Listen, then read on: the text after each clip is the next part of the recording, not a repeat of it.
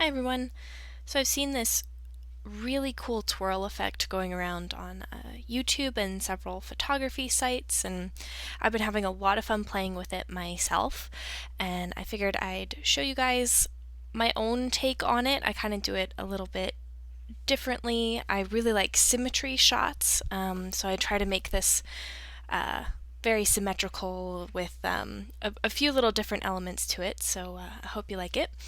Here we go, and let's get started. So I'm going to start with this image here, and I'm going to duplicate my background layer, so that's Command J. Okay, and one thing that I am doing differently is I'm going to mirror my image before I start doing any of the twirl effect. So here I'm going to duplicate my layer one more time, and I'm going to Command T to transform, right click, rotate 180 degrees. Okay, complete full switch, and now I'm going to switch the blend mode from normal, and I need to hit enter, there we go,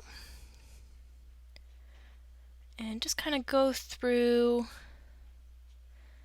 here. I'm going to try, I actually like that one. Okay, so I'm going to go with lighter color. You could honestly go with any of these that look interesting with your image, but I'm going to go ahead and try it with this one. So I have my blend mode layer over top of my duplicated background layer, and I'm going to merge these together so that way I have one single layer to work with. Okay.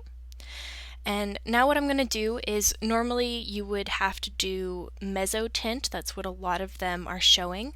I find that that distorts the colors of my image too much, and I want to keep some of that light blue that's in this area here of the iceberg. So I'm not going to do that. I'm going to go right into the blurring. Okay, so we're going to go to Filter, Blur, Radial Blur, and make sure that your mount is at 100.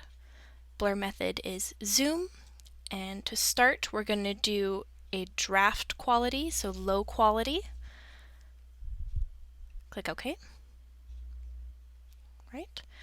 And then we're going to go back to Filter, Radial Blur at the top here. This will have all of the settings that you just used for the last filter option.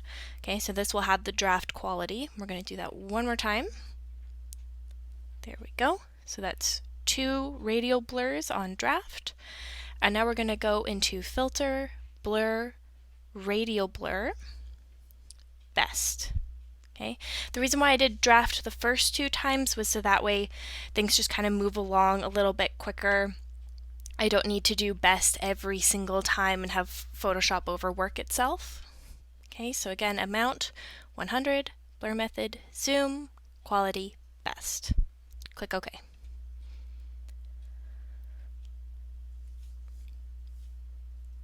Now, you guys might notice I did not start off by making this a smart object.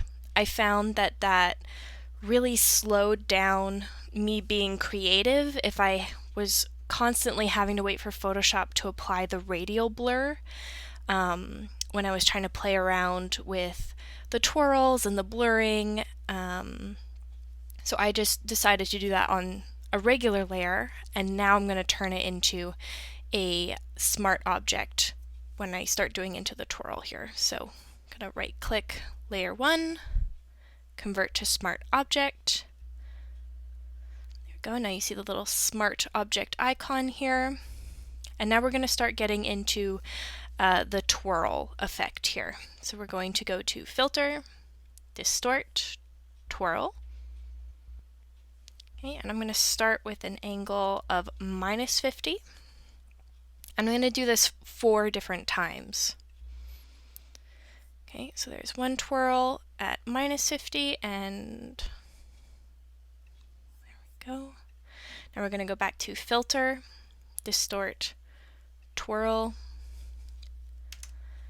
and put in a value of 50. Okay. Back one more time here, Filter, Twirl, -100, once again, filter, twirl, 100. There we go. So now we have 4 different twirls here. I know it's looking normal right now, but trust me, you'll kind of see how this starts to become a little bit more creative in a second here. So these lines here, okay, with the line, triangle, that's where you can edit the blend mode option for this specific filter. So we're going to right click the first one, edit smart filter blending options, go ahead and click OK. Lighten. Okay, and now you're starting to see some of the doubling effect here, getting more of the fine wisps from the twirl effect. And you can always go ahead and click Don't Show Again. It's basically just saying it won't show you the rest of the smart filters while you're editing this one. Click OK. Okay, blend mode to lighten. Click OK. On to the third one. Blend mode, lighten. And feel free to try different blend modes. Maybe lighten doesn't work for your image. By all means, keep trying, keep playing.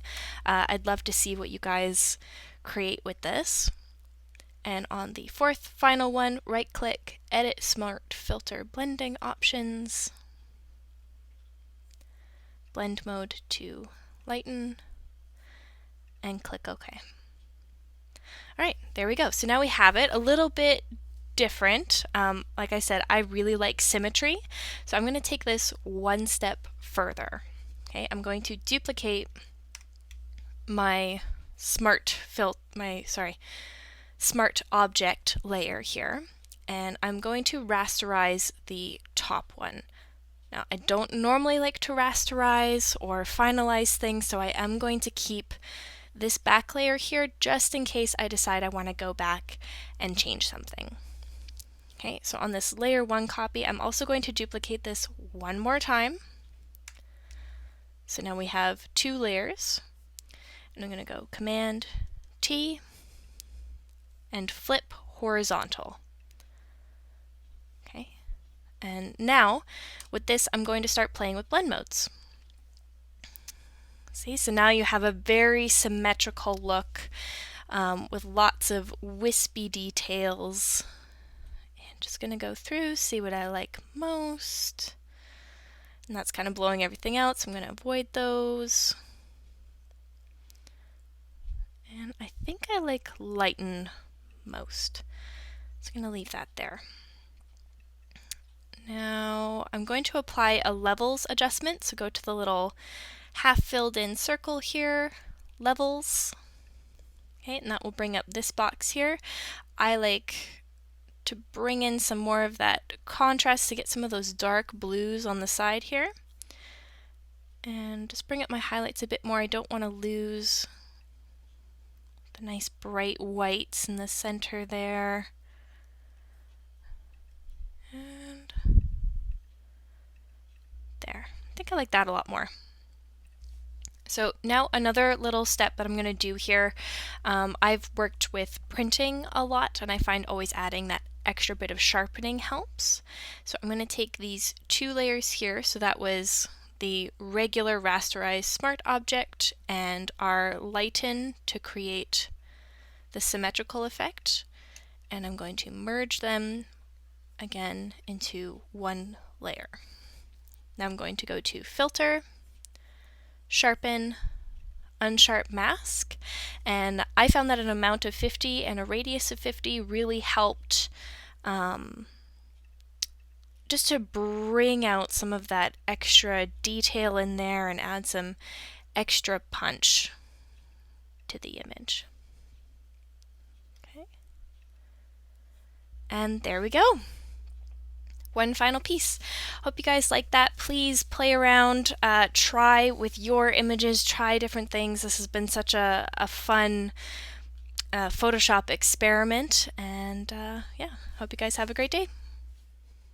Hey guys, thanks for watching. If you enjoyed my video and want to see more, please click the subscribe button and ring the bell to get a notification when a new video is posted. Thanks, and see you next time!